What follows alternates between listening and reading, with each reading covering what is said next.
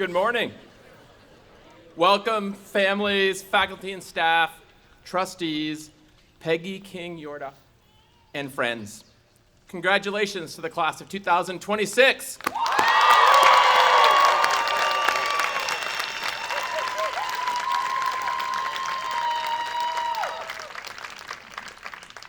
I want to start by thanking everyone for being here.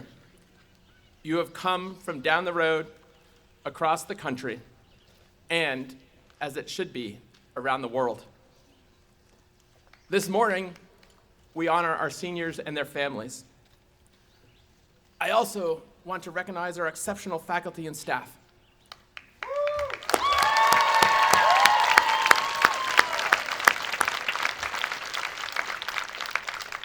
You all care so much for our students.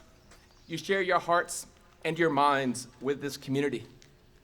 You do your best every day to help our students reach their potential. Seniors? Yes, senior! Thank you.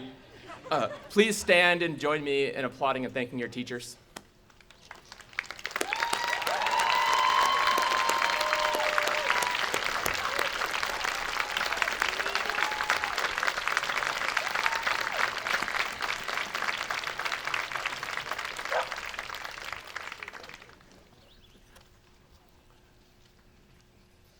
The New York Times recently published an opinion piece called "A Cattle Ranch is Doing What the Ivy League Can't."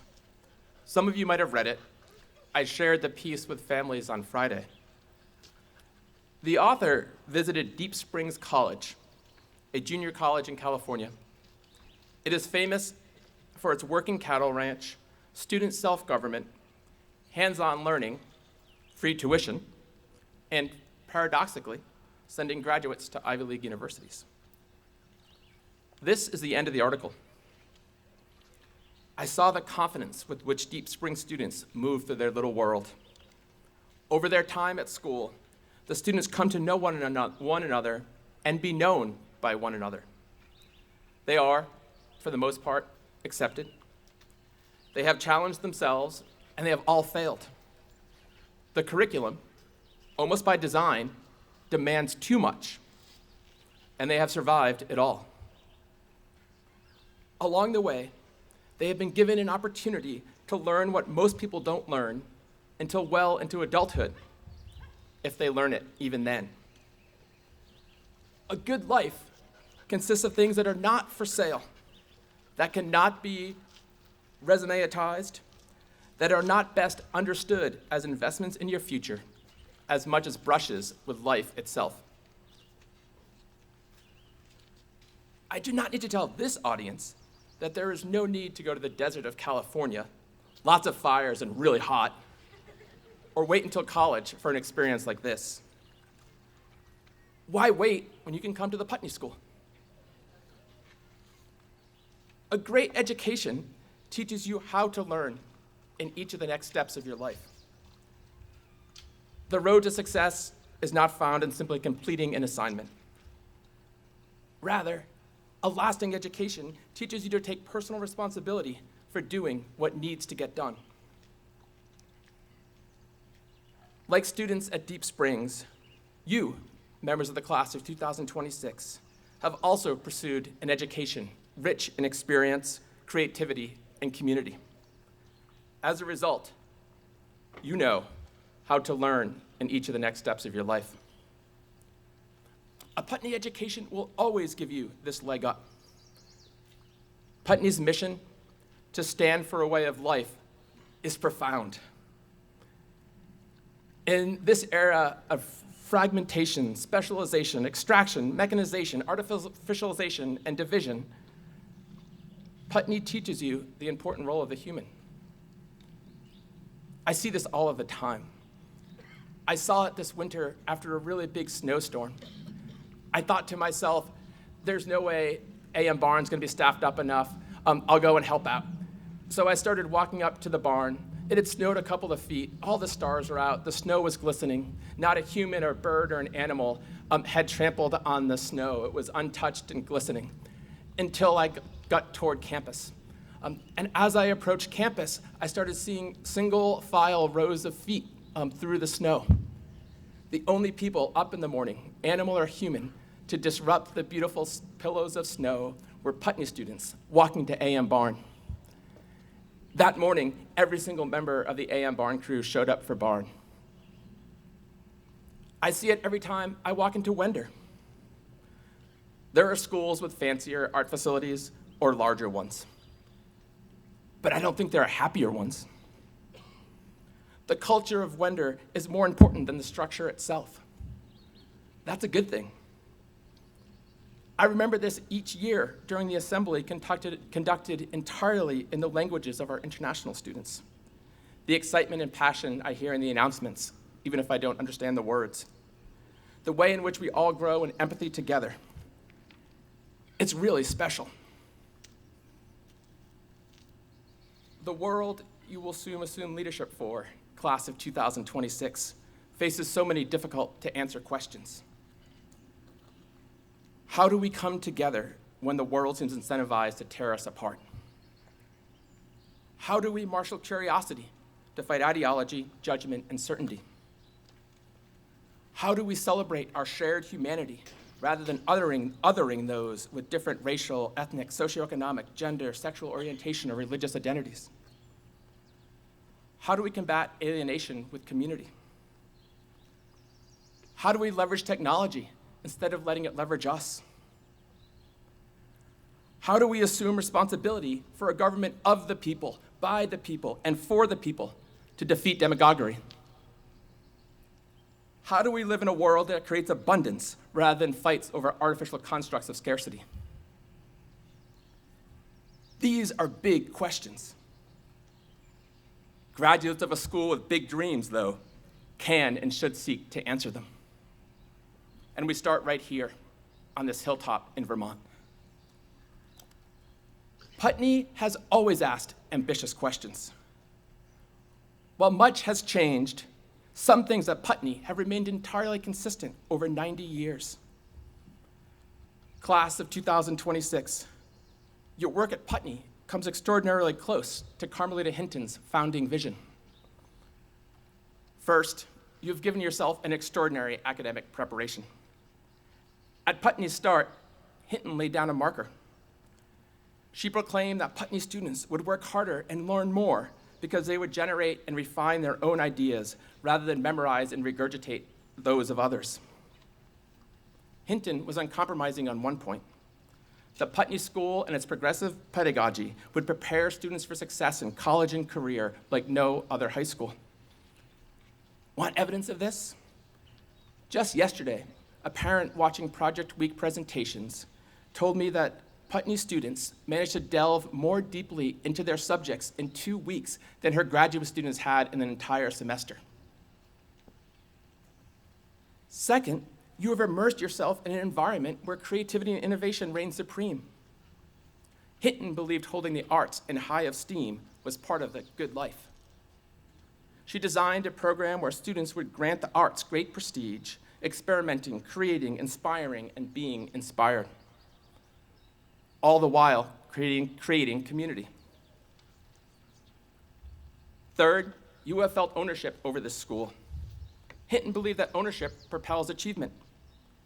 During your time at Putney, you've had real responsibility to make Putney better. You've contributed to decisions about curriculum and governance. You have done this with real conviction. You've held this institution accountable and pushed for change. In short, you have cared deeply about this community and the Putney School, and you have sustained and improved both. Lastly, you have learned to care for both the natural and wider worlds. Hinton wanted her students to be hearty and healthy. Exposure to fresh air and physical exertion are as central to the Putney experience as the farm and the classrooms. Leaving this hill, or bringing the greater community to us through charitable work days and harvest festivals, these were learning experiences too.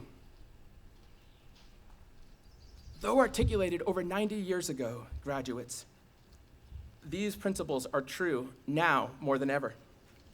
When I think of the world the class of 2026 will inhabit, I see clearly that the time for the Putney School is now. Take the meaning of schooling in our times. Writer Tom Leung sees only three, essential components of a worthy education in 2026. First, students need opportunities to go broad, studying a wide range of topics and making connections between disciplines. Second, they need to go deep, exploring a passion far more extensively than normal class time allows. And third, they need to lead something authentically enough to impact its direction and its outcome.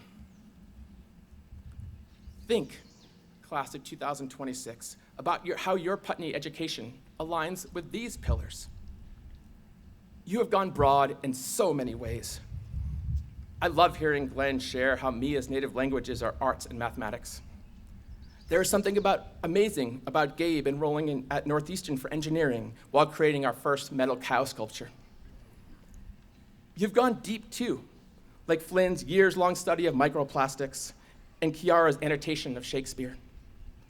And you've led, how you've led, lifting up Putney outreach, the energy and passion of the international ambassadors for joy in creating community, holding Putney, holding myself accountable and pushing for change to make us better. As you leave Putney for the last time as graduates of this institution, remember the epitaph on Carmelita Hinton's grave down at Lower Farm.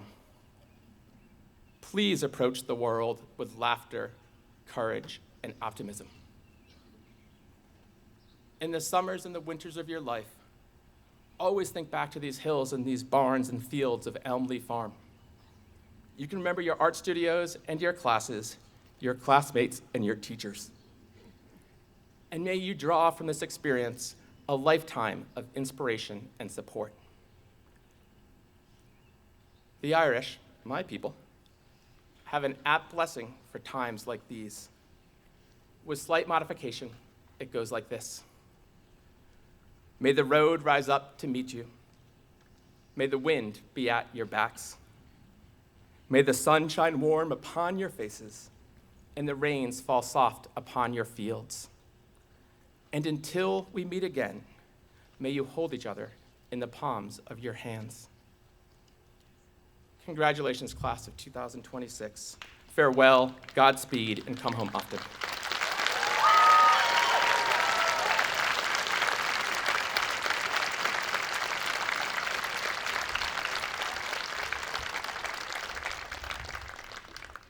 And now I have the pleasure of introducing you to John McIntosh, the chair of Putney's Board of Trustees. John, welcome, and thank you for your leadership of Putney. Thanks, Denny. I'm going to be quick because it's going to rain, and I don't want you to have the thought as you race into Calder if we've gone over, God, I wish the board chair had been shorter. So on behalf of all the trustees, and if you can stand, if you're a trustee, come on. Jenna, Marcy, Gavi, Lisa, and former trustees, Tasha, former trustee. So on behalf of all the trustees, current, former, and future trustees, Nathan, Allison, it's a great pleasure to congratulate you. And I want to say I'm only talking to the students. Okay, you guys are just observers. It's a great pleasure to congratulate you on your imminent graduation from the Putney School. This is a big day. I think everybody who's graduated from high school looks back. It's a big day. It's a major milestone. It's a special occasion. So please enjoy with your friends and your family and your loved ones every single moment of it. Savor every single moment of it. I also want to say thank you. I mean, both for some of you who I've spoken to and connected with over the years, because you overlapped with my youngest Putney grad. And more specifically, the last 2 days, where it's been amazing to see Project Week and the prom. Thank you for, if not fully renewing, at least giving me a little more hope about the future. You're clearly a remarkable group, and it's been really a personal pleasure to see you in action. As some of your parents know, probably know and wish they didn't know. They probably find it annoying. Whenever I come here, there's some sort of image that sticks in my mind about what's going on at the Putney School, and it's been a bonsai tree, it's been a topiary, it's been an older man with a garbage picker cleaning his sidewalk, inspired by the work program. That would be me.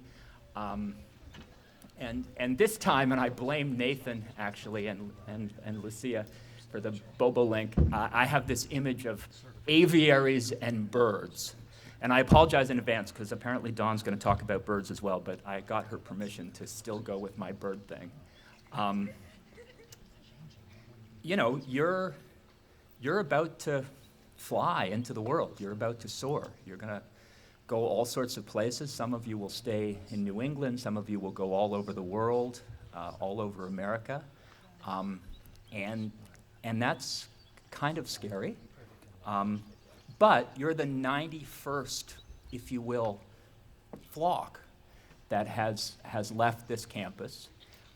And so you're not going to be alone out there. You've got the classes that have come before you, and the classes that will soon follow. And certainly if my kids are any indication, those relationships that you have directly and indirectly through Putney will help you out. Everybody will be there. Sorry, that's Canadian out.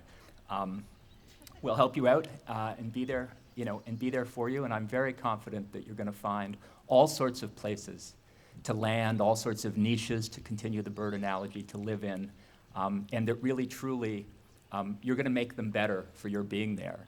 And I would say not as an act of self-abnegation, like I'm making the world better, but I'm suffering for it, but because I see in so many of you that the things that will make you satisfied and make you successful as you define it will also make the world a better place. And I want to say one last thing. The concern and the care that the Putney alums have for you is real. As luck would have it, I got a letter from Ralph Santiago. Who amongst you knows Ralph Santiago? Definitely not. From the great class of 1962. 1962. So he was probably sitting where you were, in front of a building that existed and a building that definitely didn't, 64 years ago. And the world that you inherit, he could not have imagined. 1964 was actually the year that the Beatles came out with their first song, Love Me Do. Look it up. And his letter is titled, How Putney Can Help Save America. And he writes, from what I can tell, Putney graduates are in important ways ready to provide the kinds of leadership America needs.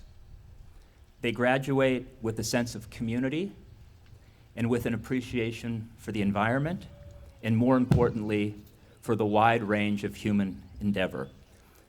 And so to finish up, I don't read Ralph Santiago, class of 1962's letter as being graduates in the abstract.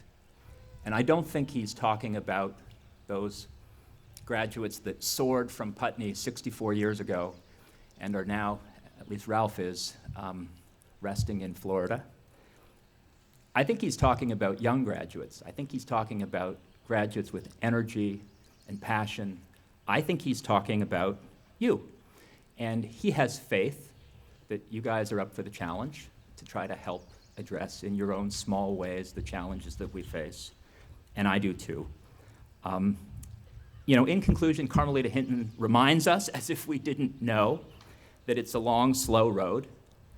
And in another 64 years, the world will have changed in ways that none of us can possibly imagine. And one thing is true, there will still be challenges to face. And so I hope that one of you, if you remember my remarks, I'll be long dead, hopefully. Hey, listen, you don't want to live too long. Do your thing and move on. I hope that one of you will remember this, and you will write a letter to the then graduating class, and you will tell them that it's time to do their bit. you will tell them that they're up to the challenge of helping to solve the problems that we face, as you will have yourselves done. So in the meantime, good luck on the next phase of your journey. Soar high, fly far, be good to yourselves and those around you. And speaking on behalf of the Board of Trustees and the entire Putney community, know that we will always be there for you. Thank you, great class of 2026.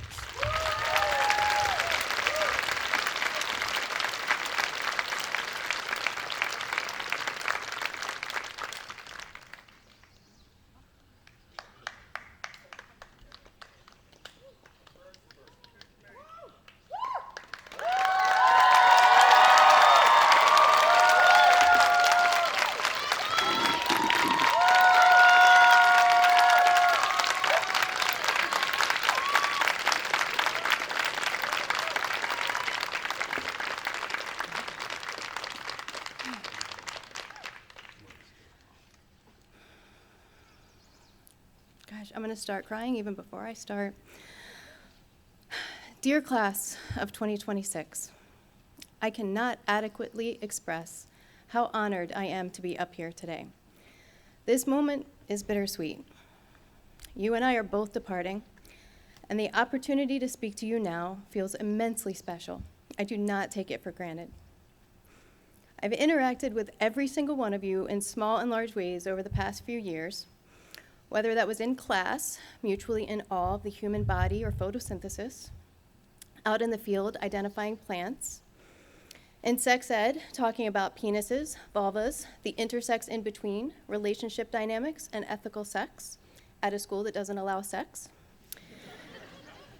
In a white anti-racist group discussing our racial identity and privilege, in a book group dismantling the patriarchy, in advisory and in the dorm, strategizing about how to build community, sitting and talking at a KDU table about what felt most pressing in that moment, or in myriad small connections every day. I cannot fully convey how much these moments mean to me. I have so much care and respect for all of you as individuals and as a class. I considered listing the many accomplishments of your class, but felt this was too easy and cliched. I think you chose me to be up here today because you already feel seen and loved by me, and that couldn't be more true. Stop it, Nani. So today I will use this gift of time to share with you a poem that is especially dear to me. It reflects many of my core values and provides guidance and a way forward for all of us as we navigate the considerable challenges we face. But it also highlights ideals that you already embody, and I have seen through your innumerable actions on this hill. Plus, you won't be surprised to learn, it's also about complex systems. The poem is by the incomparable Emily Dickinson, and I put them in your programs for you so you could read them if you'd like. Hope is the thing with feathers that perches in the soul and sings the tune without the words and never stops at all. And sweetest in the gale is heard, and sore must be the storm that could abash the little bird that kept so many warm. I've heard it in the chillest land and on the strangest sea, yet never, in extremity, it asked a crumb of me. The first stanza of this poem resides on my computer as a reminder to remain active in my desire, in Carmelita Hinton's words, to progress along the long, slow road toward achieving a civilization worthy of the name, especially when things feel insurmountable and overwhelming. It might seem odd to connect a poem about hope, which is often seen as a passive feeling, with a fundamental belief about activism. However, in Dickinson's poem, hope is an active pursuit. Look carefully at that first stanza. Hope is the thing with feathers that perches in the soul and sings the tune without the words and never stops at all. Personally, I envision a kinglet or some other vivacious bird singing its hopeful song in a thicket of invasive multiflora rose. If you ask Nathan about hope, he'll likely start talking about one of his new favorite authors, a South Korean German philosopher named Byung-Chul Han. In his 2024 book, The Spirit of Hope, written as a response to the current climate of fear in our society, Han argues that the opposite of hope is not despair, but rather optimism. Because optimists assume a positive outcome regardless of action, they often succumb to comfort and complacency and avoid the structural criticisms of society necessary for real change. Hope demands, among other things, a clear and consistent evaluation of the challenges we face. It takes both honesty and courage to acknowledge difficult truths, particularly if those truths are about things we love. James Baldwin, in his 1955 book of essays, Notes of a Native Son, writes, "I love America more than any other country in this world, and exactly for this reason, I insist on the right to criticize her perpetually." Baldwin's ideal of critiquing what you love most and Dickinson's poem both capture for me the idea that hope is never passive. It is a dedicated, active engagement with the world, to be ready and unrelentingly work for what is good, and never stop at all. Besides optimism, another thing that hope is not is resilience, a popular but misunderstood concept that is often touted as a legitimate response to racism and misogyny. Dr. Bettina Love, a leading scholar on educational justice, offers a sharp critique of how the concepts of grit and resilience are weaponized in schools. She argues that demanding marginalized students, particularly black and brown children, simply be resilient puts the burden of surviving systemic oppression entirely on the child. This narrative shows up in many other ways within institutions, where it is similarly harmful to all marginalized groups, not the least of which are women, girls, and the LGBTQ+ community. One of the ways I recommend maintaining hope in the face of oppressive systems is to be proactive as possible, rather than purely reactive, especially those of us with the most privilege, something you have heard from me time and again. Nurturing community-focused, people-centered cultural norms requires ongoing work to help people feel safe and seen.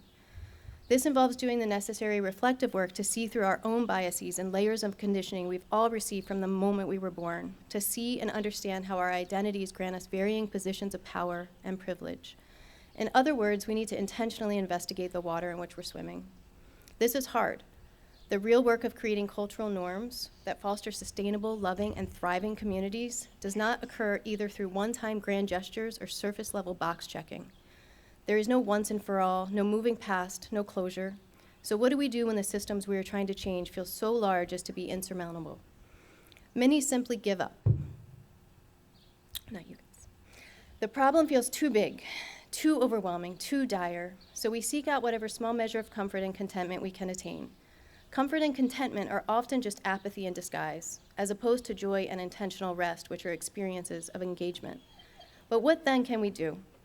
To answer this question, I often turn to Putney's fundamental beliefs, and I know that sounds, I actually really mean this.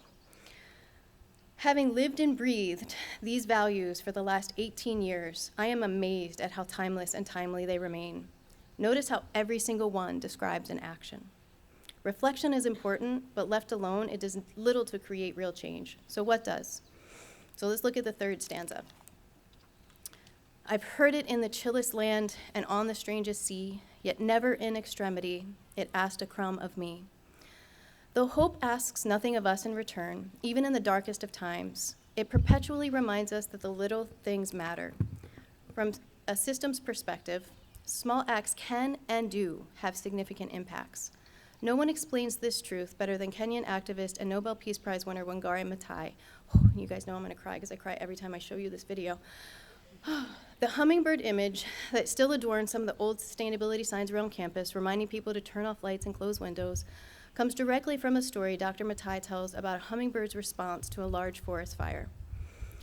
All of the forest animals stand around watching the forest burn, paralyzed by the vastness of the problem. Meanwhile, a little hummingbird flies back and forth, gathering mere drops of water to place on the raging fire, while animals like the elephant, who could carry far more water, watch in disbelief and even criticize the hummingbird for what seems a futile activity. For me, the hummingbird embodies that which I believe in most deeply. The little things matter, and the synergy of many little things can cause major changes in larger systems, even when those changes are not immediately obvious. In fact, all significant change happens precisely in this way, through interconnections and leverage points. Many systems, like most of the homeostatic mechanisms in our bodies, use negative or balancing feedback to maintain the status quo. This is remarkable when you're exercising and your body knows how to keep oxygen levels stable for cellular respiration by increasing your respiratory and heart rates. Hopefully my anatomy and physiology students are remembering those jumping jacks and stair runs right now. In contrast, positive or amplifying feedback can often be detrimental, leading to harmful outcomes like overheating if sweat is insufficient at evaporative cooling, or the way melting polar ice amplifies further melting due to reduced albedo.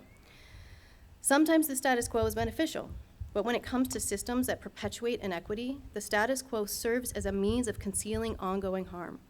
This is where small things, focused in the right parts of a system, can create desired amplifying feedback and lead to real changes in the system, how the system ultimately functions.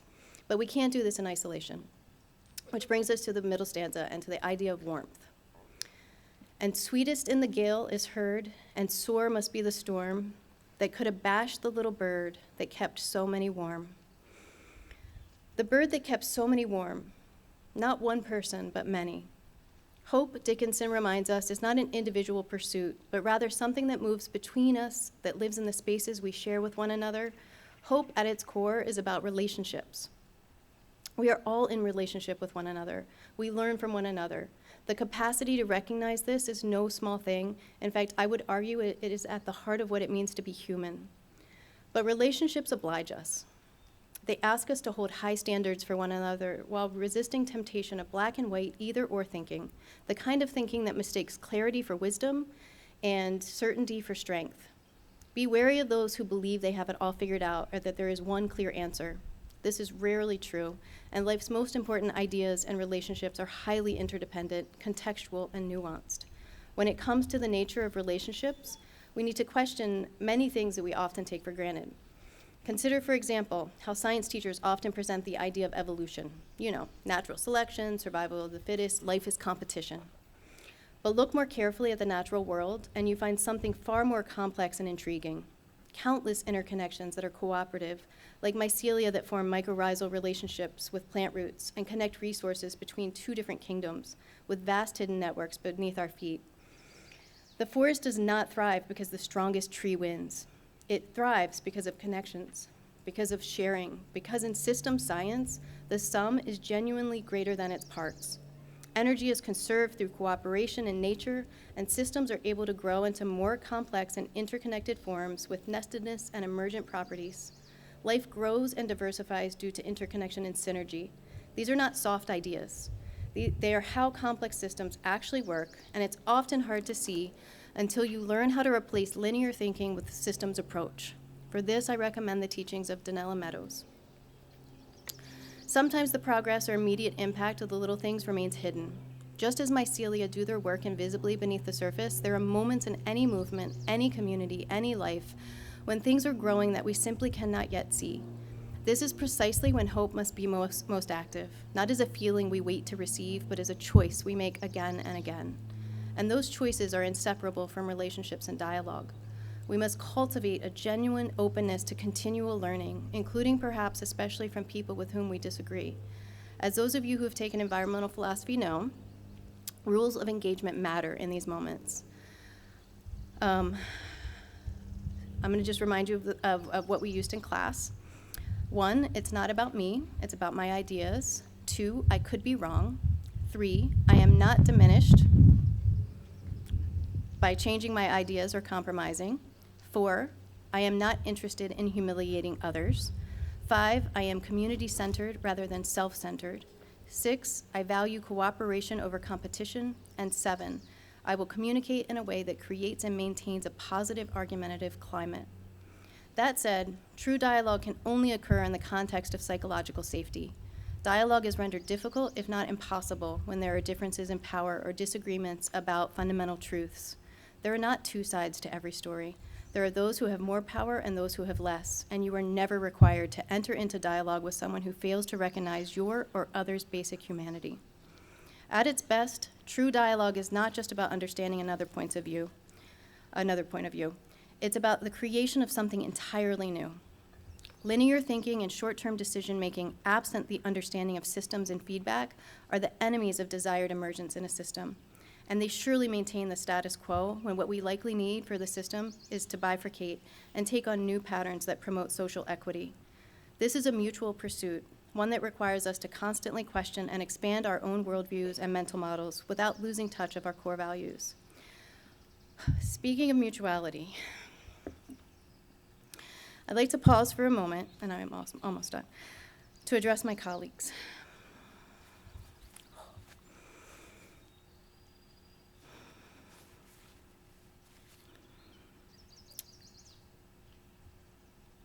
My decision to leave this beautiful, amazing, and progressive school in the Hill has been one of the most difficult I have ever made.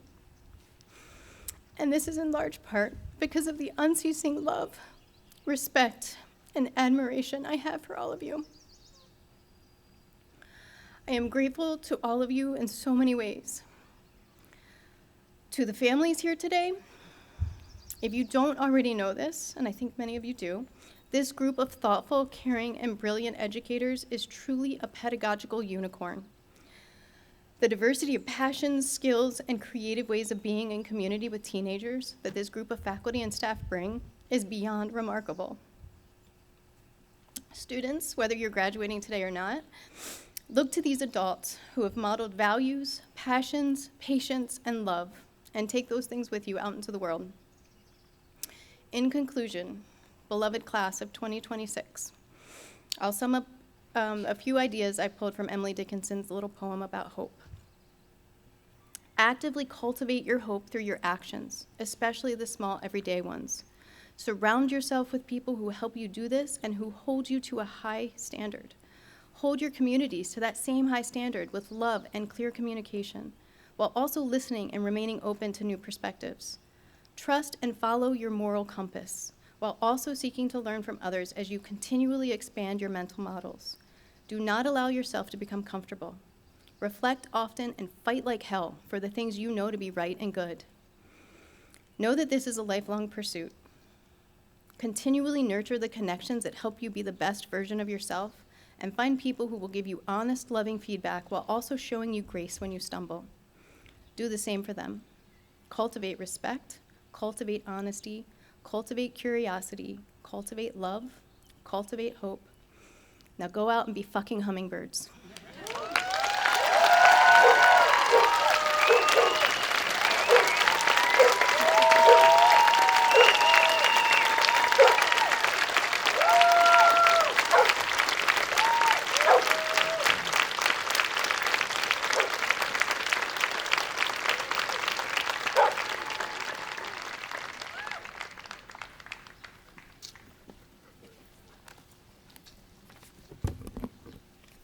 Hi.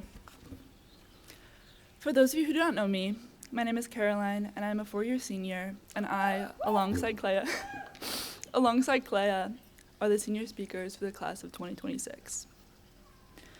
When I found out that I had been chosen to be up here today, I was excited and honored, and after a while of struggling to figure out how I could ever convey how much this community has meant to me and the impact that it has had on me, I decided to view writing this speech as a way to commemorate my time here and as a kind of love letter to Putney. As I began working, I stumbled upon an unexpected full circle moment. After sitting through a queue of YouTube commencement speech videos trying to capture the essence of what makes a good speech good, I came across a commencement address called This Is Water by David Foster Wallace. For those of you who have taken Humans in the Natural World, this is the commencement address that we read in the beginning of our freshman year.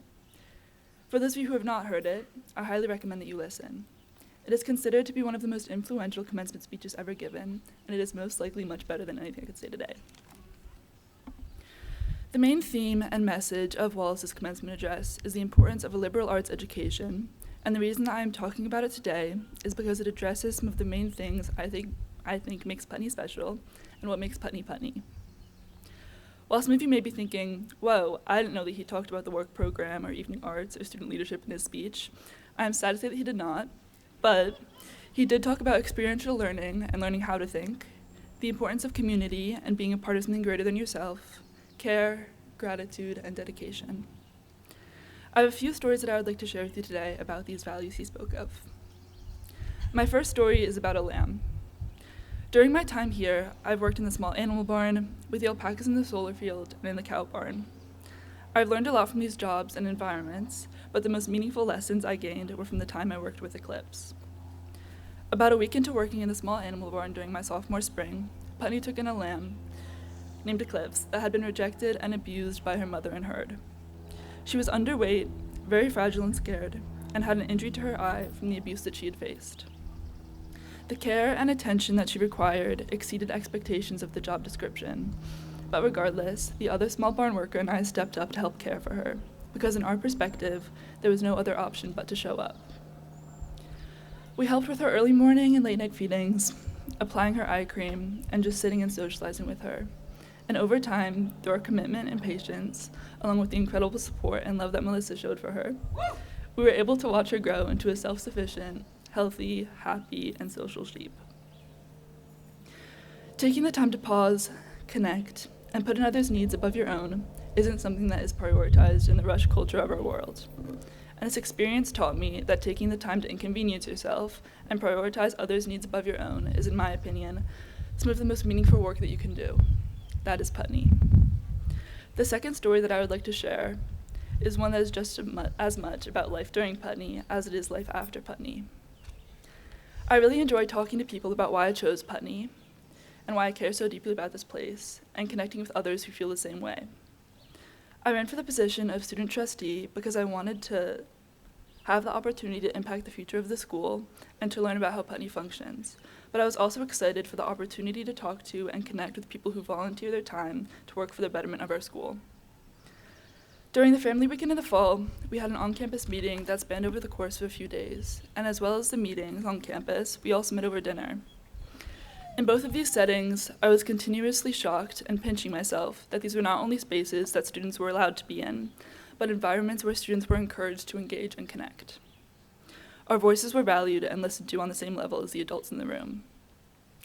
This doesn't happen anywhere else that I know of, and the collaboration with, respect, trust, and autonomy that students are given at the school is one of the things that I'm most grateful for, and one of the aspects of this community that I believe has had the greatest impact on me. That is Putney. Getting to know members of the board, many who are Putney alums, allowed me to see firsthand what life after Putney looks like, and the seemingly infinite paths that people take after leaving. People carry the lessons that they learned here through their lives, and the care and love that people have for this place for years and even decades after is exceedingly evident. While these are just two stories and experiences out of multiple years of living here, I find that I come back to them time and time again, because while these were just small facets of my journey, to me, they symbolize something much greater and capture quintessential aspects of the Putney experience. While these two experiences are specific to me and my time here, I'm sure that you all have stories like these. Whether you're a student, a family member of a student, an alumni, a member of the faculty or staff, etc. This year has been an eventful, momentous, and unprecedented year. For me, for our grade, for our school, for our country, and for the world. This school is an incredible place in so many ways and has been a truly invaluable part of my life. And with this comes the necessity and responsibility of our institution to grow, change, and adapt. During this past project week, I was in the Perspectives on Love group project, and as a part of this project, we read All About Love by Bell Hooks. In the text, she defines love as a verb rather than a noun, and says that love is an action of intention, will, responsibility, commitment, and care. I believe that it is this kind of love for Putney and for our community that pushes us to strive for progress and continually work to become an institution worthy of the name, no matter the barriers and deterrents in place. I think that we can all learn from the bravery and heart of the people and students advocating and pushing for change. That is Putney. I am very grateful for the school and having had the privilege to go here for the past 4 years. I believe that Putney is a place that has allowed me, and hopefully many others, to live life to the fullest, engage in community meaningfully, and gain a greater awareness of ourselves and our relationships to the world. In my experience, Putney forces you to get out of your head and look around and out into the world. Writing this speech gave me the ability to reflect on my time here in a critical manner, and I can't think of a school or community that I would have rather spent these formative years at. We won't sing Wild Mountain Time, we won't go to another trivia night hosted by Todd, we won't have another Dorm Olympics event, or AM Barn, or work committee call-ins, or drop holiday announcement, or be grounded as a grade for 5 hours, but We will have memories of these things, and for that I am profoundly and deeply grateful. Leaving this school, this home, and this community will not be easy, but I like to think that the difficulty to leave is representative of just how impactful and worthwhile being here has been. It's crazy to think that suddenly, after 4 years, or however long you've been here and have called this place a home, that we won't be returning here at the end of the summer. We are leaving Putney today, but I don't think that Putney will ever truly leave me, because the school and the people in it are fundamental parts of who I am as a person and the person I've grown to be. I found a quote from Bell Hooks recently that stood out to me and deeply resonates with the feelings that I have around leaving Putney. She says, "The love we make in community stays with us wherever we go. With this knowledge as our guide, we make any place we go a place where we return to love." Before I leave, I would like to say a few thank yous. I would like to thank all of the teachers, faculty, and staff who make this place a home to so many, and to those of you who have guided, supported, advocated for, or provided a listening ear to me or any other student here today, thank you. This is not only the last day at Putney for the seniors, it is also the last day for multiple members of the faculty and staff who are leaving this year. I think that I speak for everyone here when I say thank you for dedicating yourselves to this community and the students. You are why this place is so special to us. You have been a fundamental part of this community, and you will be deeply missed. I would also like to thank my family for the support, love, guidance, and sacrifices that they've made that have allowed me to be here today. There aren't enough words to express my gratitude and love for you all, and the words that we do have simply aren't large or deep enough to cover it all. Lastly, I would like to thank my peers for having allowed me the opportunity to have been up here speaking today. Thank you.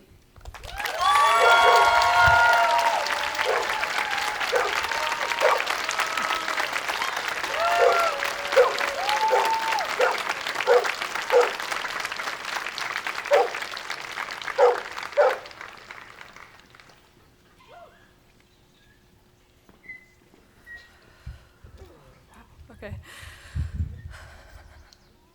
Good morning, everyone. My name is Clea Nevaviv Zimmerman. I'm from Brooklyn, New York, and 4 years ago, I came to the Putney School.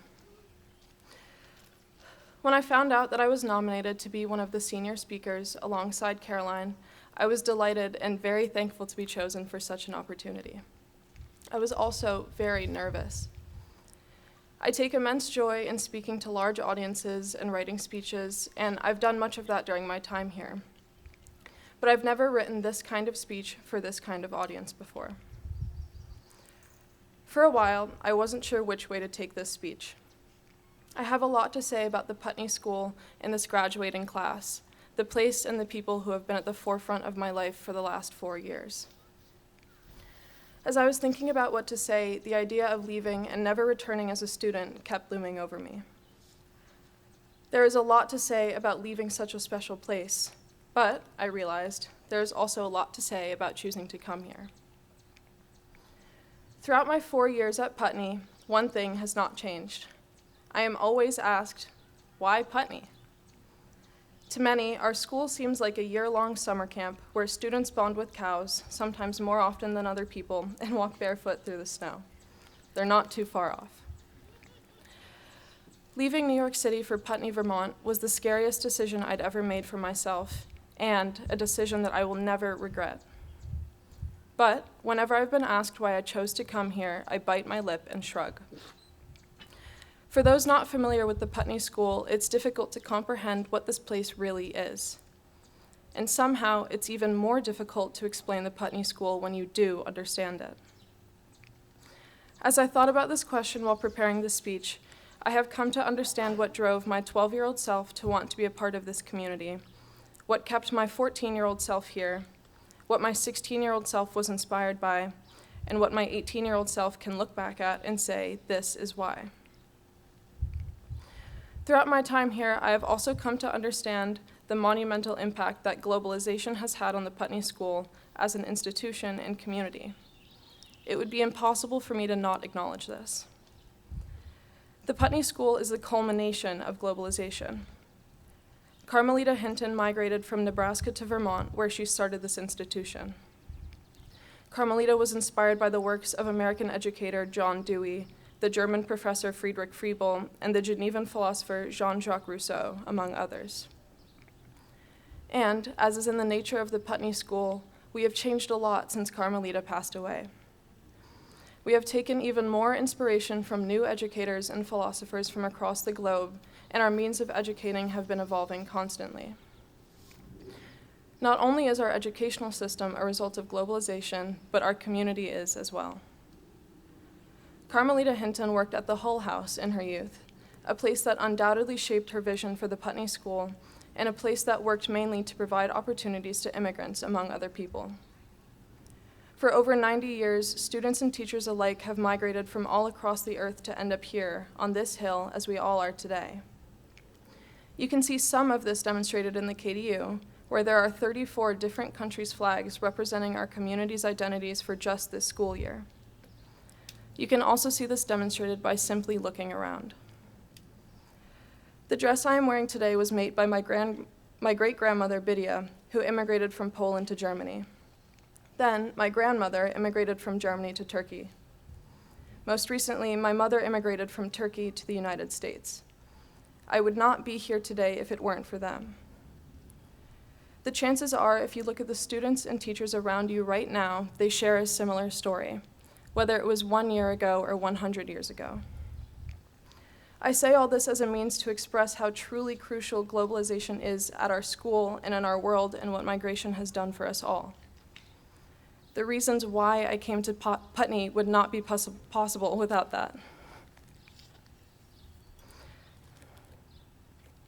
Now, I will tell you my answers to why Putney. In my freshman year, I came to understand this. At Putney, you are not just someone, you are you. Your peers, your teachers, and your community members see you as you are. Putney shapes us all through a seemingly identical process, but yields entirely different outcomes for every student. As a freshman, this was a horrifying outcome to anticipate. I had a sudden pressure to be me, to be the definition of what people meant when they said Clea. How was I supposed to decide who I was? But that idea was also tremendously exciting. I can finally be me. Throughout the last 4 years, I have watched you all, the senior class, develop into artists, actors, athletes, and academics. As I look at you all and see your faces, I also see you. I see the person who came here for painting and became a writer. I see the person who has always loved marine sciences, and I see the person who has a newly found love for theater. Here's a very recent example of this phenomenon. This spring, one of my closest friends was working on her senior exhibition all about squirrels. I have never heard more students talk about and get excited by the squirrels on campus than this spring. People from all across the school would flock to her in excitement to tell her that they'd seen a red squirrel somewhere she hadn't. While there are infinitely more things to associate her with, there was a community-wide recognition of the work she was doing. This is my first reason for why Putney. In my sophomore year, I realized this. Putney, as a community and institution, understands how fundamental the experience of love is. In the 9 core values of our school, each value has some form of love that we hope to uphold. Whether it is the love of the creative arts, the love of hard work, the love of comradeship, or the love of adventurous living, every single value stems from love in its own way. Admittedly, during my sophomore year, I felt unsure about my place at Putney.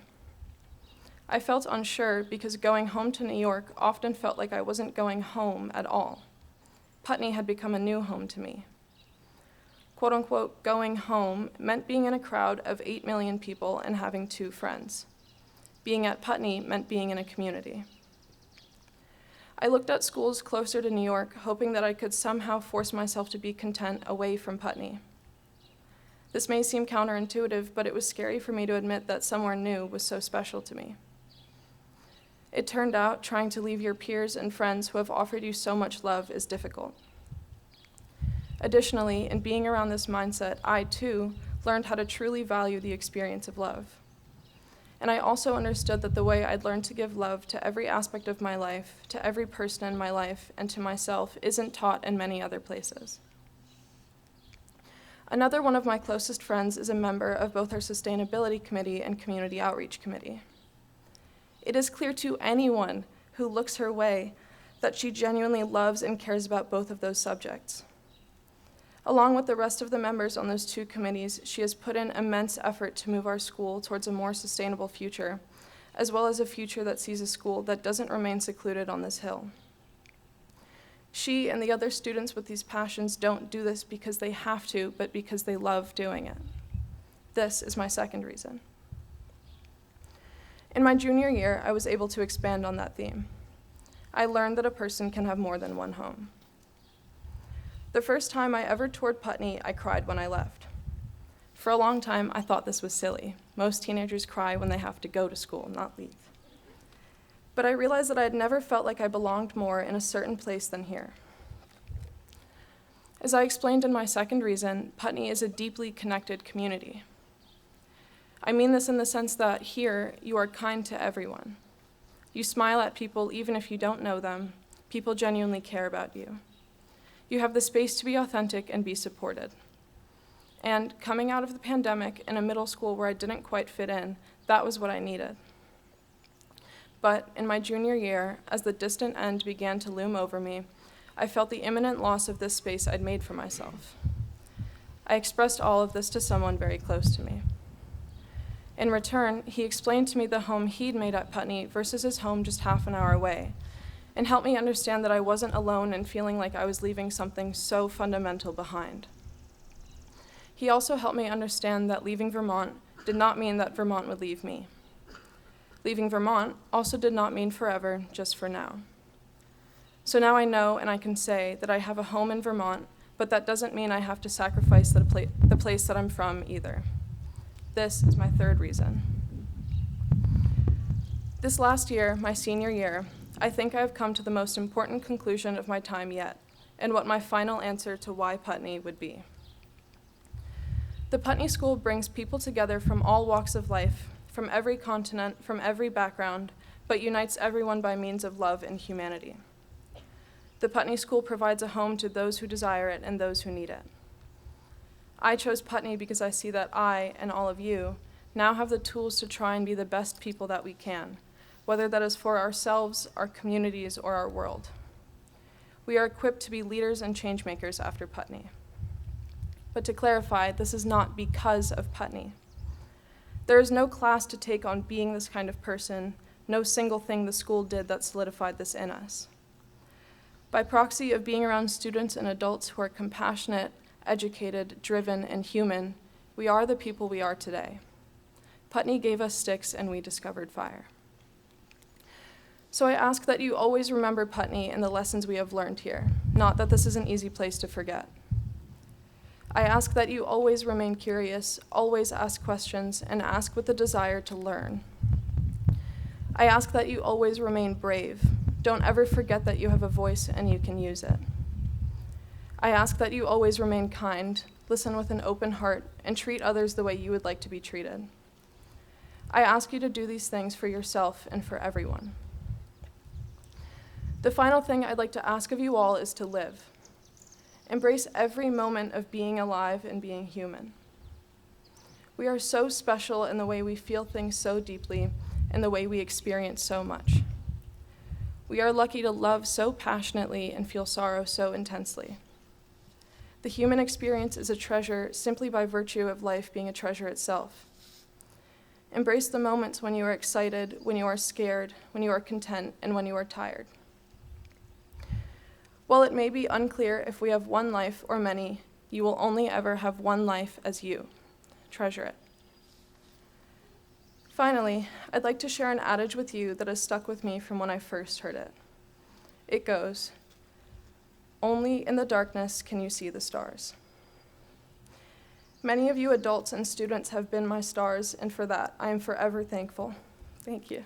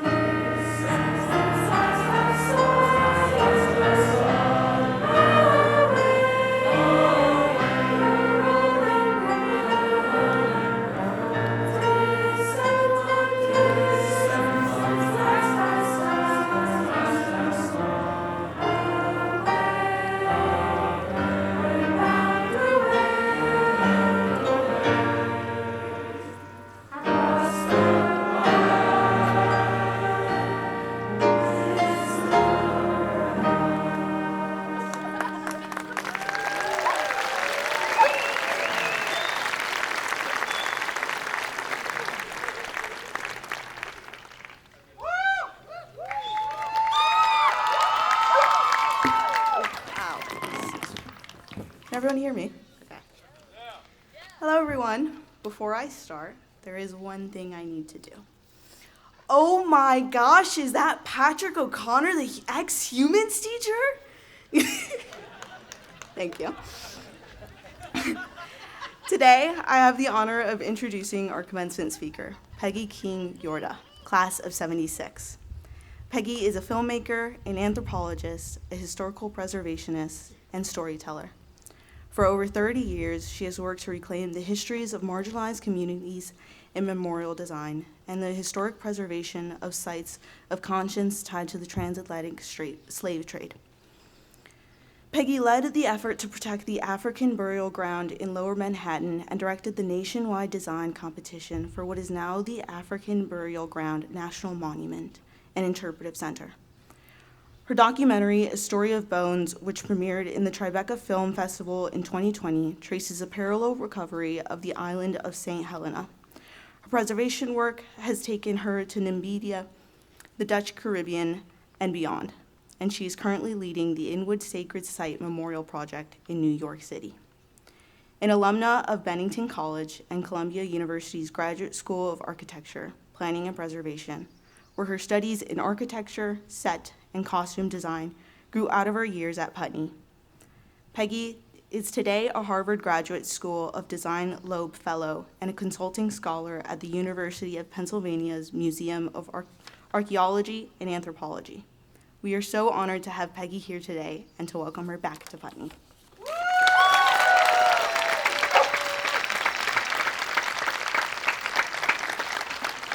Thank you. Congrats to the Putney class of 2026.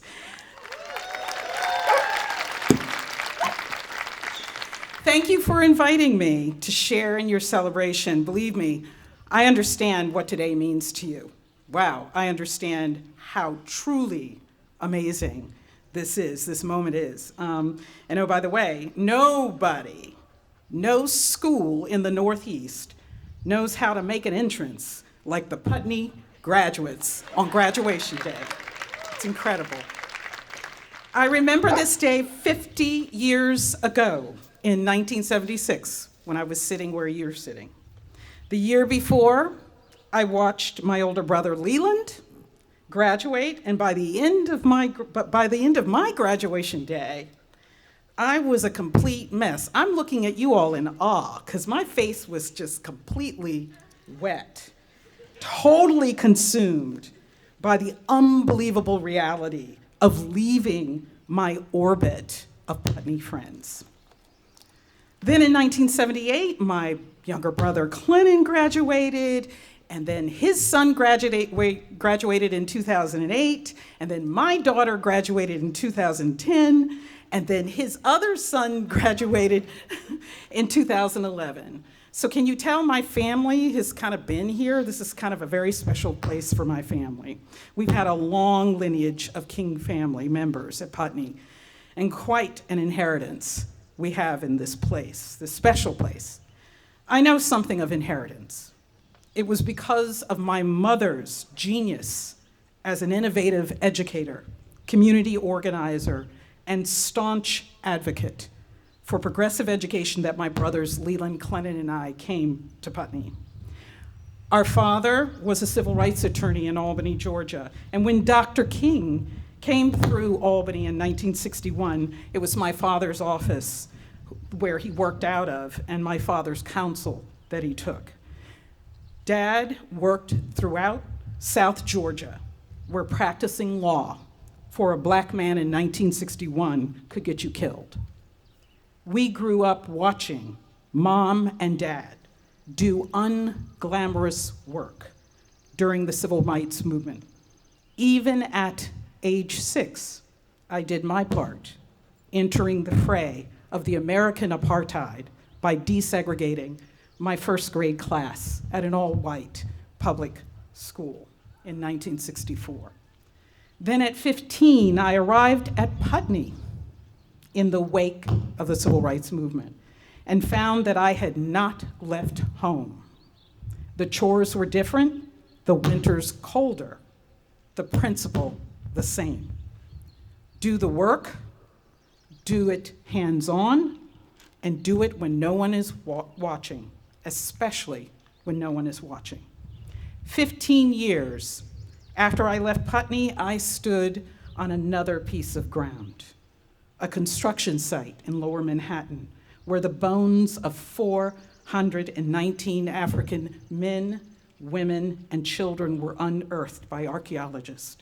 They had been there for 300 years, under a parking lot, and building basements, and under the forgetting of an entire city.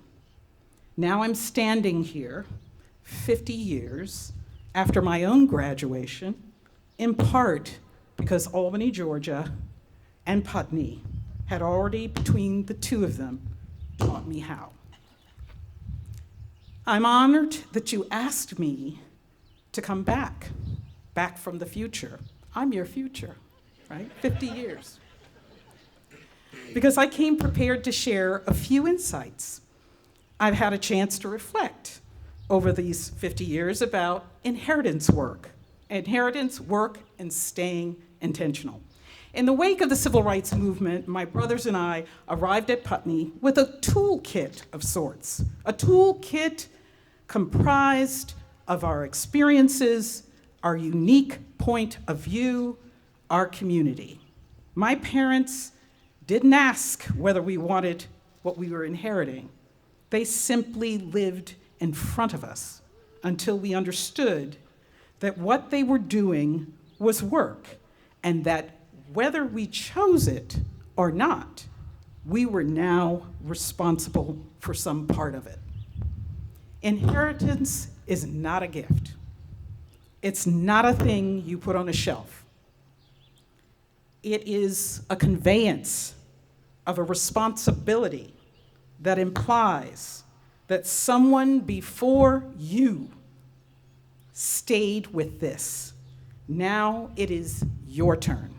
So when Carmelita Hinton decided 91 years ago this country needed a different kind of school, who knows whether she thought she was doing the right thing? What matters is that she did it anyway.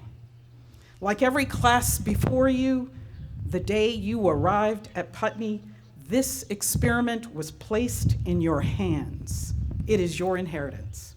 For years to come, you'll reminisce about this place, remembering the iconic physical reminders that marked your time at Putney, like the barn, the Putney Elm, the KDU, your dorm, and so on. But as I've learned from my work with marginalized communities, with creating monuments for people who have been forgotten, memory and preservation,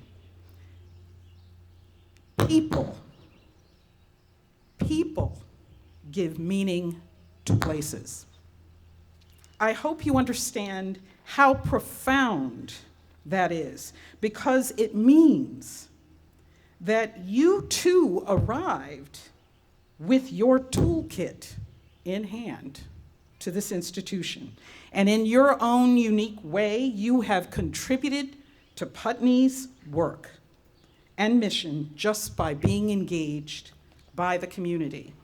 And the students who come after you will do the same, but they will bring something completely different to the table, which also means that it will always matter that Putney be intentional about bringing together a diversity of thinkers, creators, culture bearers, and activists like yourselves. It matters that Putney cultivates the conversations that should be happening on the ground and community necessary to engage those conversations. Putney provided you with the canvas to engage your toolkit. I don't know if you know that. Through community and classes and programs, and in my work, learning to bear witness, to negotiate, to collaborate, to confront, to disagree, to forgive, and to regenerate is essential to next level work. Without you, physical reminders will go silent. They don't get the work done. and they don't tell the story. You do. Putney was never designed to be a static experience, and neither are you. Putney is a constant work in progress, and so are you. Putney can be transformational, but so can you. No one expects you to leave through the same door you came in. Embrace and take inventory of what you experienced here. Consider your most transformative experiences. Honor every moment of your time and your contribution to Putney. Make it a part of the lexicon of your life. Build from it and take stock in what happened to you here. It will never, I promise you, it will never fail to inform you. You'll come back to it over and over again through college, grad school, through life. In 1991, I found myself challenging the actions of a presidential appointee face-to-face in a meeting at the top of a federal building. It was scary, scary business, and far from a glamorous moment for me. But I'm standing here, 50 years after my own graduation, to tell you, be brave.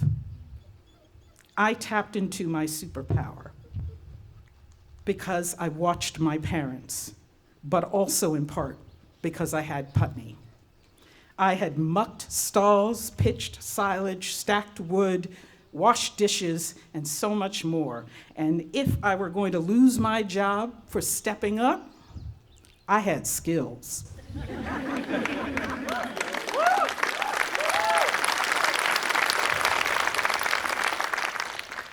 But here's the deal. Your academic life at Putney is ending today, but your work program is not. You'll spend the rest of your future finding out whether Putney put in your hands, what Putney has put in your hands, that it's still in your hands. Some folks you'll meet won't have the muscle. They won't have the muscle for unglamorous work. They'll seek the credit, the title, the post, the photograph. Translation, they don't want to do barn. But I'm not worried, because many of you will leave here and step up. You'll recognize barn duty when you see it in its thousands of disguises.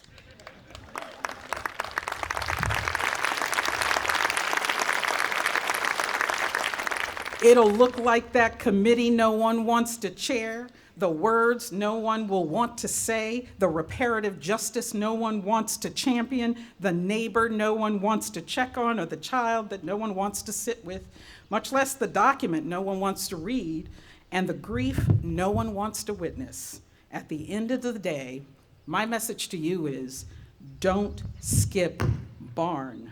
That's where life is.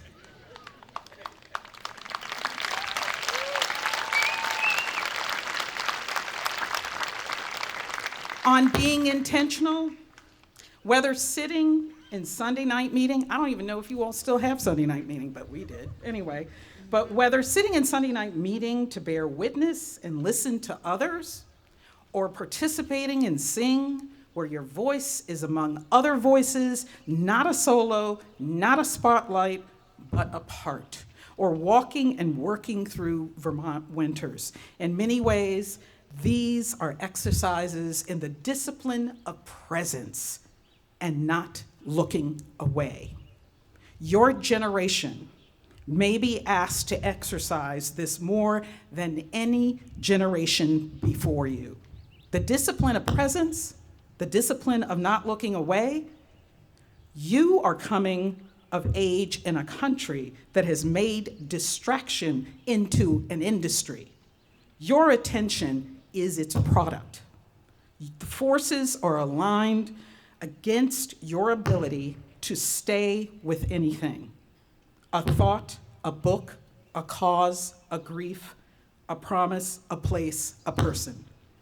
Fortunately, Putney continues to quietly and stubbornly train the opposite muscle So we'll count on you to use that muscle with abandon. The success around my work in realizing our nation's first national memorial honoring the lives of enslaved and free African people was rooted in my ability to stay. 20,000 people had been forgotten under the streets of New York City because it was easier to forget them than remember. What my colleagues and I did over many years was to refuse to look away. That is all. Nothing heroic. We were just stubborn. We stayed with something the city had chosen to pave over until the city had to see it. There may be a time when you're asked to look away from a friend in trouble, from an injustice that is inconvenient to your career, from a truth about your country that is harder to hold than the story you were raised on. Whether you stay is the measure. It is the measure that finally counts. Everything else, the degree, the badge, the job, the title, is decoration on the question of whether, when it came to it, did you stay? You're graduating in 2026 in a United States that does not yet know what it's going to be. That will be decided in part by you, by whether the adults you become are willing to do the work, by whether you're willing to stay. Let me share one last thing before I leave. Right now in New York City, I'm working to bring 7 individuals home. They are the remains of 7 African-descended human beings who were enslaved by the Dutch in northern Manhattan, where there were Dutch farms. They died in the 17th and 18th century, and whose bones are currently being held by the American Museum of Natural History.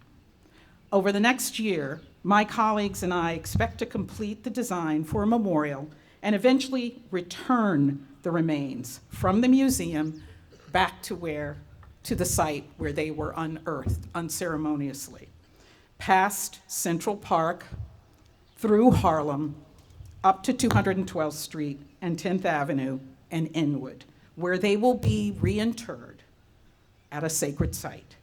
The memorial will be built there, and we do not know, and will never know, the names of most of these individuals, but it doesn't matter. It doesn't matter. They are ours. What matters is they give meaning to our nation. I'm telling you this because at 18 years old, sitting in your seats, I could not have told you, I told you I was coming back from the future, I could not have told you that 50 years into the future, I would have a career having global reach, fighting for reparative justice for those who were victims of what the United Nations has officially declared as the gravest crime against humanity, the transatlantic slave trade, and racialized chattel enslavement of African people. That I would be collaborating with with international authorities, archaeologists, artists, architects, filmmakers, journalists, and marginalized indigenous people and African communities, that I would reclaim and memorialize sacred sites belonging to indigenous people who were dispossessed of their land, and the forced migration of African people enslaved throughout the Atlantic world. I did not know that then. How foundational my pursuits at Putney would be for my work today. But like me, you will discover for yourselves over time. But I'm not worried. I have before me a promising class of Putney grads. So I came back from the future to tell you, go do the work. Stay with what others will not, and don't forget your toolkit. Be revolutionary and carry what you've been given to whatever ground is yours to stand on. Godspeed to the extraordinary Putney class of 2026.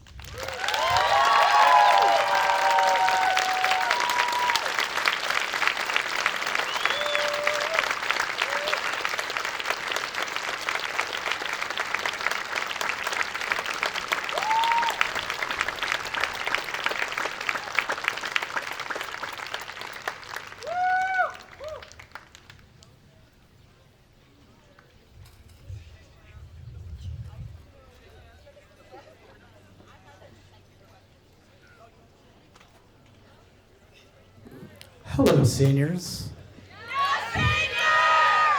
Are you all ready to graduate? Yeah! Let's do this.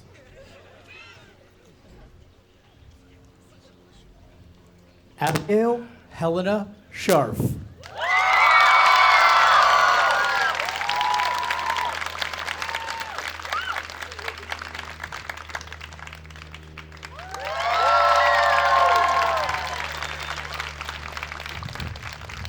Asher Jamin Sigmund.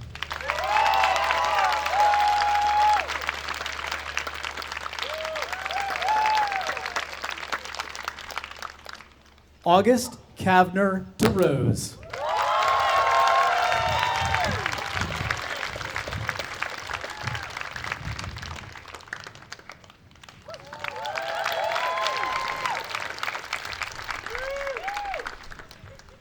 Ava Margaret Gibbons.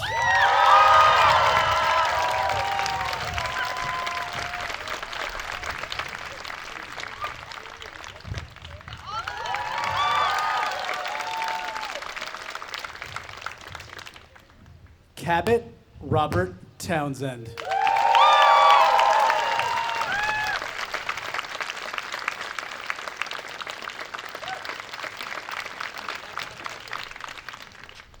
Caroline K. Higgins.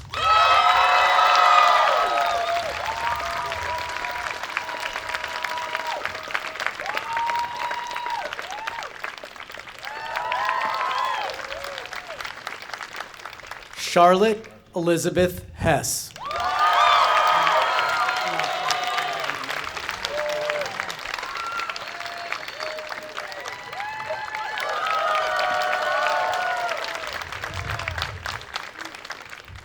Kiara Gabriela Modica.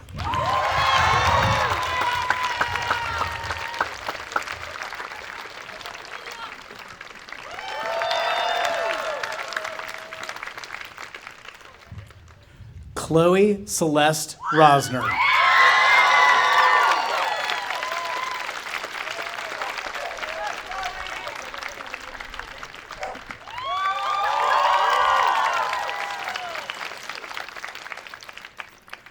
Clarence Ezekiel Ephraimson.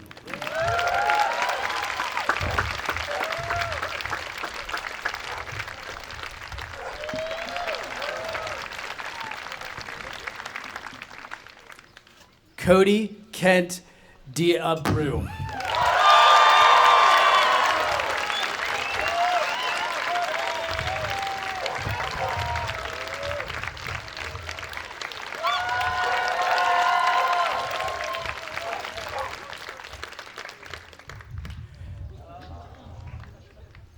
Daniel Carey Vandiver.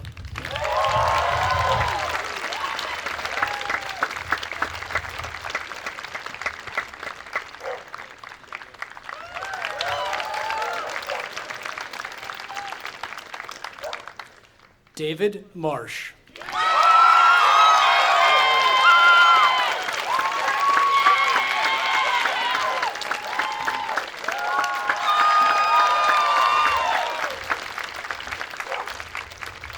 Edlin Rose Novogratz.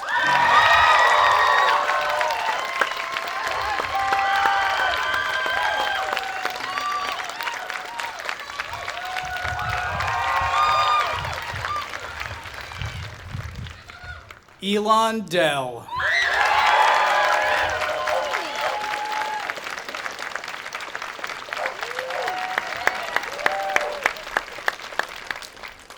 Emma Thayer.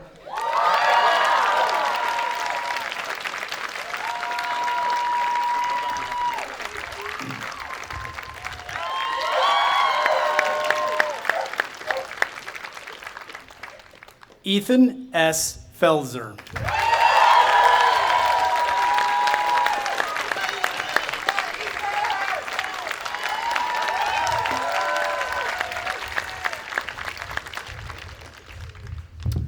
Fatima Maria Paredes Pandolfo.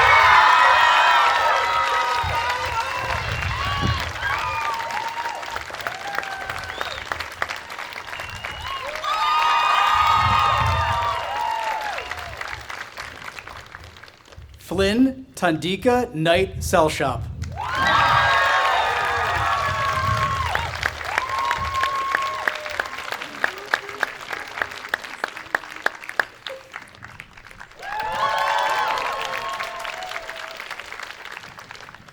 Gabriel Robert Flores Hodgman.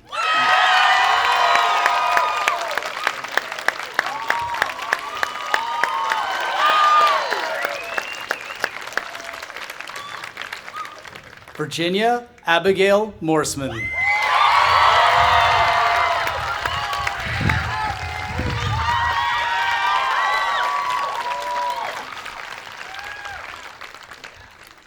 Gustav Trent Eugenio Doffner.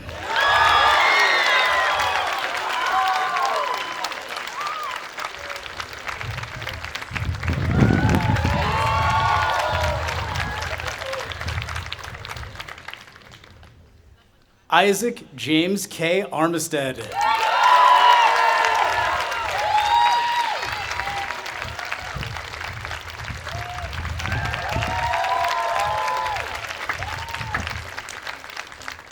Lucy Porter Hull.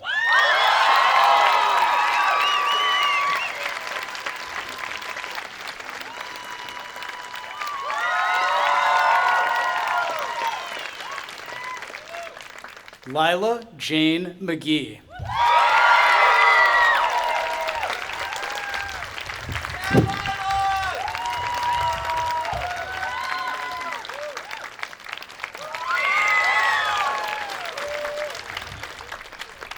Zoe Ryder Friedland.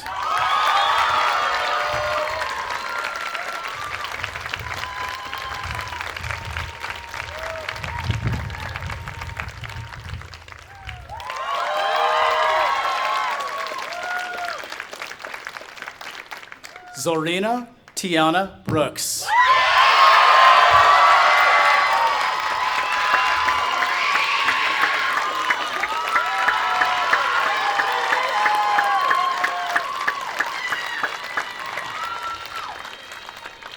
Sky Lewis Hamilton.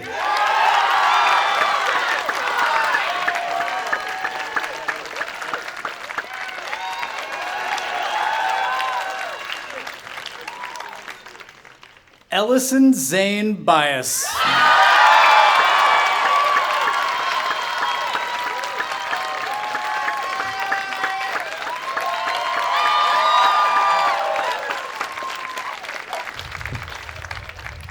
Raphael Quinn Adams Robb.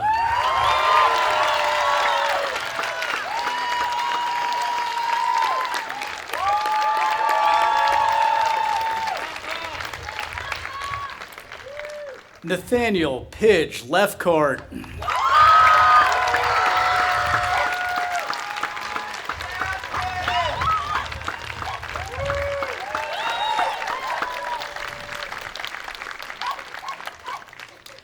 Peaches Morgan Elise Bales.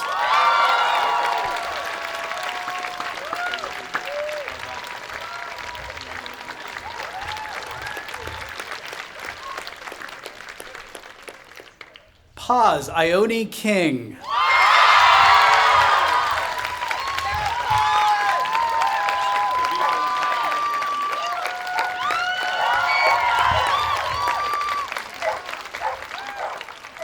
Osa Lucia.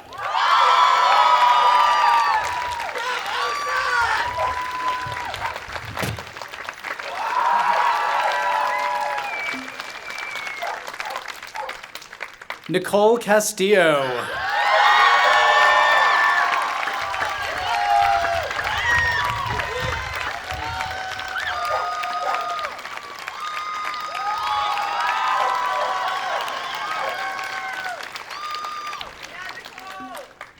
Naya Isabel Doran.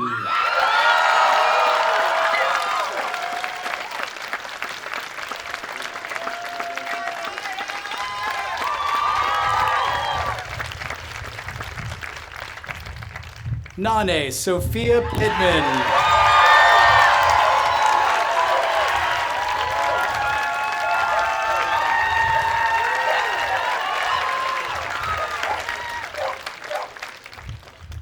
Murray Corby Murray.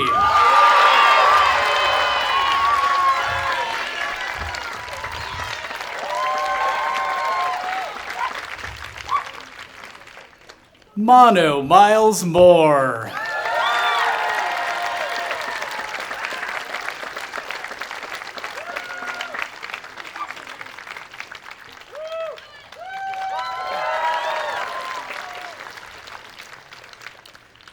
Mia Katarina Crawford.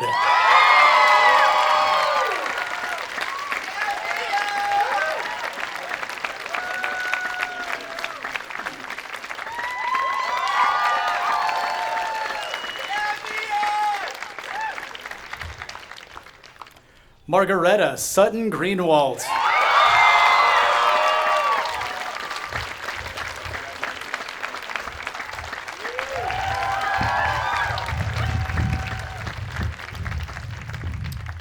Michaela Gleeka Benzakine Moore.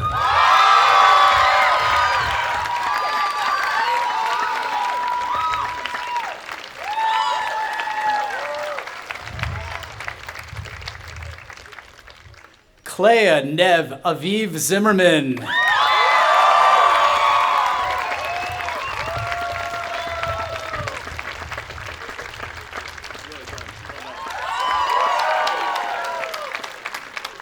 And last but certainly not least, Julissa Estrada.